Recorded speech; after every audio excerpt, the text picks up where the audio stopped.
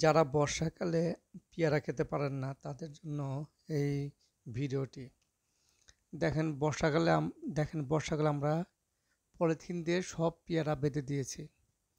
তার একটাই কারণ হলো এই বর্ষাকালে মাছি পোকা এই পেয়ারাতে বসে এবং ডিম পাড়ে এবং সব পেয়ারা ভিতরে দেখবেন যে পোকা হয়, পচে যায়। যারা পেয়ারা খেতে পারেন না তারা বর্ষাকালে এরকম পলিথিন দিয়ে বেঁধে রাখবেন, আপনাদের পেয়ারা একটাও নষ্ট হবে না। এটা 100% সত্য এবং 100% একবারে পরীক্ষিত।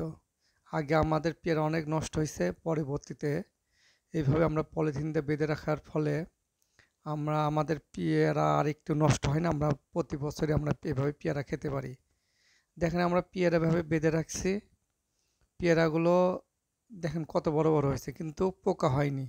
দেখেন এই যে আপনাদের প্রমাণ দেখাচ্ছে।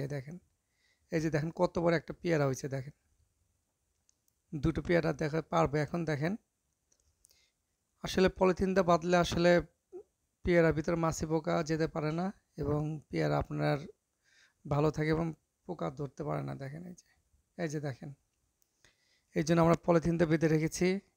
এখন আমার পেয়ারা দুটি পারবো। দেখেন পেয়ারা আপনাদের দেখাবো। দেখেন পোকা ধরছে কিনা। আসলে পেয়ারা দুটো পারার পরে আমাদের পেয়ারাতে কোনো পোকা হয়নি। এই যে পেয়ারা এখন পারবো। দেখেন অনেক পেয়ারা হয়েছে। আমরা সব পেয়ারা আমরা পলিথিন দিয়ে বেঁধে রেখেছি। যাদের পেয়ারা খেতে পারে না তারা এরকম হয় পলিথিন দিয়ে আপনার পেয়ারা বেঁধে বাঁধতে পারেন।